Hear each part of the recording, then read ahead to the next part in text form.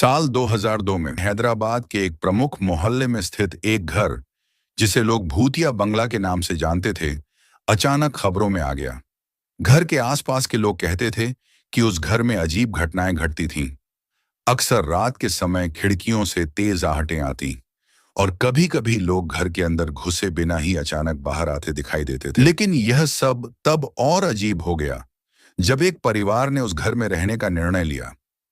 नए मालिक ने उस घर में शिफ्ट करने के कुछ ही दिन बाद घटनाएं शुरू हो गईं। एक रात परिवार के एक सदस्य को किसी महिला की चीख सुनाई दी। डर के मारे उसने दरवाजा खोला, लेकिन बाहर कुछ नहीं था।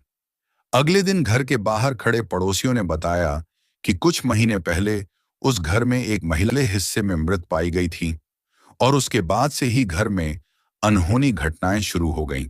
वो महिला घर के पिछले हिस्से में मृत पाई गई थी और उसके बाद से ही घर में अनहोनी घटनाएं होनी शुरू हो गईं। परिवार ने इसे नजरअंदाज करना शुरू किया, लेकिन जब अचानक परिवार की छोटी बच्ची ने कहा कि मुझे वह महिला दिखाई देती है जो खिड़की से देखती रहती है, तब घर वालों के होश उड़ गए। एक रात घर के मालिक ने तय किया कि वह खुद जांच करेगा। वह अपनी पत्नी और बच्चों के साथ सोने के लिए कमरे में गया। अचानक आधी रात को उसे एहसास हुआ कि कमरे का दरवाजा खुल गया है। वह बाहर देखा तो कमरे के कोने में एक औरत की परछाई खड़ी थी। परछाई ने घूमकर उसकी ओर देखा और कहा, मुझे छोड़ दो, मैं घर नहीं छोड़ सकती। डर के मारे वह शख्स वहीं पर गिर पड़ा और घर के बाकी लोग दौड़े आए।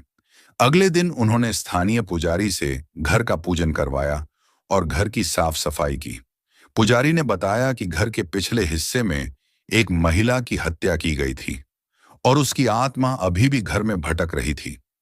जब उस महिला की आत्मा को शांति दी गई, तब जाकर घर में वह घटनाएं होने रुक गई। उसके बाद परिवार ने घर छोड़ दिया और उस स्थान पर नए लोग नहीं आए।